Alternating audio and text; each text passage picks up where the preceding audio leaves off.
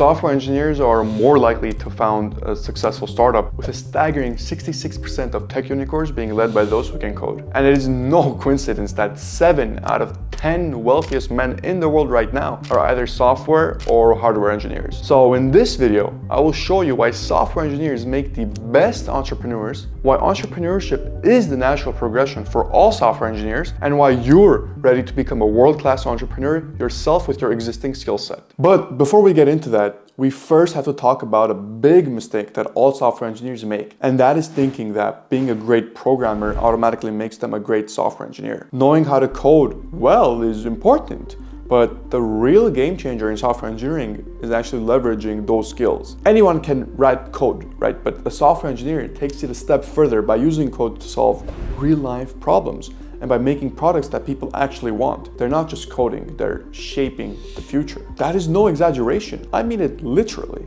Jeff Bezos revolutionized not only the retail industry and e-commerce, but cloud computing and space exploration as well. Elon Musk redefined space travel with SpaceX and set the standard for electric vehicles with Tesla. Mark Zuckerberg transformed social media interaction, digital communication, and literally set the basis of how people connect across the globe. He set the groundwork for the presence of social media not only in personal lives, but businesses as well. And the best part, all three of these individuals are the second, third, and fourth wealthiest people on the planet right now in that order. And they all have a software engineering background. And what about them can you learn specifically to implement today in your own life? Well, luckily for us, success actually leaves clues. And the biggest similarity between all world-class entrepreneurs is their bias for innovation. They are all inherently creators. And software engineering isn't just about coding skills or working alone. It's a team sport. These entrepreneurs have shown time and time again that working together with others can bring out the best ideas and solutions. Moreover, software engineers are incredibly leveraged. They can create something once that many people can use over and over again. Their work can reach and benefit a huge audience without having to repeat the effort for each person every single time. And to take advantage of this opportunity, you can look to collaborate with those that are doing better than you. Whether it's in your own firm or on LinkedIn, reaching out to someone to learn something you do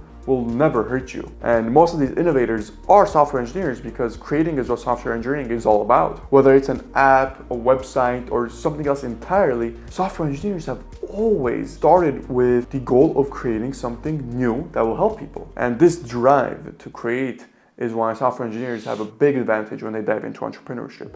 Not only do they already know the tech world inside out and they are super adaptable, but their top-notch problem-solving skills and critical thinking skills are extremely versatile in the business world. And actually, software engineers have so many tools in their arsenal that they sometimes have too much success. This can be a problem. Because you are forced to switch jobs every 2 to 3 years to increase your pay and climb the corporate ladder because you outgrow your current position, you can think of a software engineer's career path as like playing a video game where you constantly level up and meet new challenges. And every few years, it's like you've completed all the missions in one game and you're ready for a new one with tougher challenges and better rewards. Each time you're playing a game designed by somebody else with their own rules and their own set of goals. Now, imagine if instead of switching games, you decide to create your own game.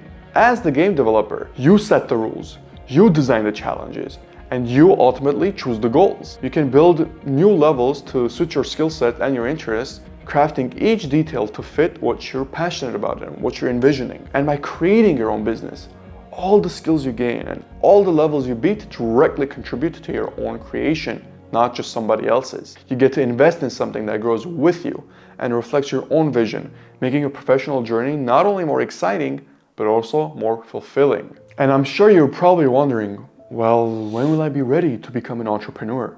When will I reach the natural progression threshold, as you call it? And should I keep changing jobs or take a leap of faith and actually start my own thing? But before we actually answer these questions, we have to understand that this isn't just about chasing better opportunities. It's about taking charge of your own future and using your own skills to build something amazing that's all yours. I, for one, built my business while working full-time. If I had quit my job and focused only on my business, I might have succeeded faster. However, the journey would have been much tougher. Everyone's situation is different. If you have big responsibilities, like looking after your parents or a younger sibling, then quitting your job might not be the best idea. But if you don't have these worries, you have a great chance to actually go for it and maybe gain a lot in the meantime. Because starting a business while keeping your day job means you still have money coming in, but it might slow down your progress since you're splitting your time. And jumping into business full time can certainly speed things up, but it's riskier because you might not have a steady income at first. You need to think about what works best for you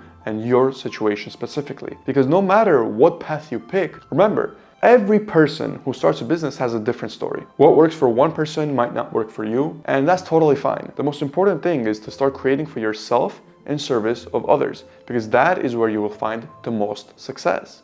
So, think about this. What can you do today to get closer to your dream?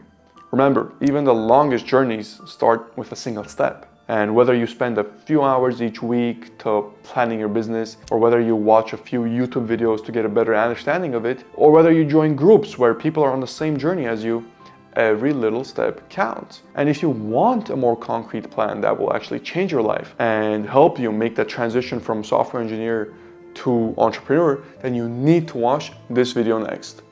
As always, thank you for watching.